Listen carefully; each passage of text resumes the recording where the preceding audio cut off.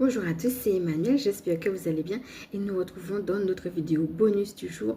Aujourd'hui, nous allons avoir une petite guidance autour du thème des attaques. Alors pour ceux qui me prennent en cours, nous sommes dans un challenge. Donc là, c'est la dernière vidéo qui est une vidéo bonus d'ailleurs puisque c'est un challenge qui a duré 6 jours. Donc si vous me prenez en cours, je vous laisse regarder les autres vidéos qui en parlent et commencer du jour 1 au jour 6. Nous avons notamment parlé lors du jour numéro 5 des attaques. Donc aujourd'hui, je vous propose tout simplement une guidance véritablement autour de ce thème. Comme d'habitude, je vais vous inviter à vous installer confortablement, à respirer profondément. Si vous avez une question particulière autour des attaques que vous vivez, allez-y et on est parti.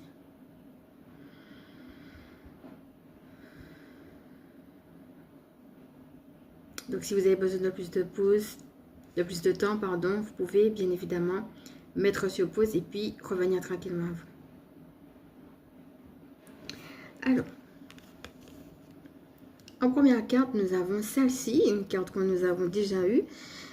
Pour celles qui m'ont suivi justement dans la guidance apaisante, n'hésitez pas à aller voir si jamais cela vous appelle.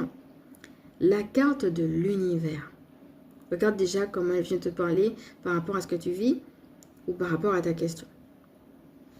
Une carte qui va nous inviter à nous fondre dans le grand tout, à réaliser qu'il y a un plan plus vaste que nous, au-delà justement de ces attaques, et à nous fondre dans la présence du divin. Comme si dans le divin lui-même, il y avait une telle force et une telle puissance que cela nous élève au-dessus de ces attaques.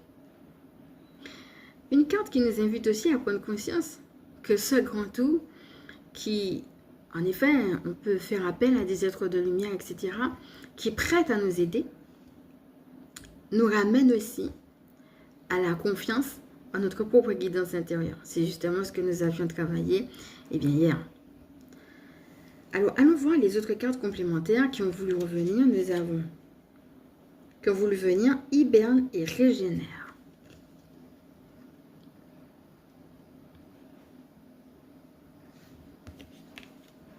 Renaissance et résurrection.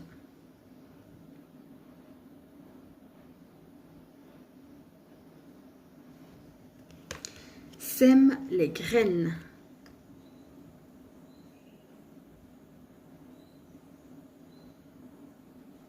Et enfin, médite pour créer.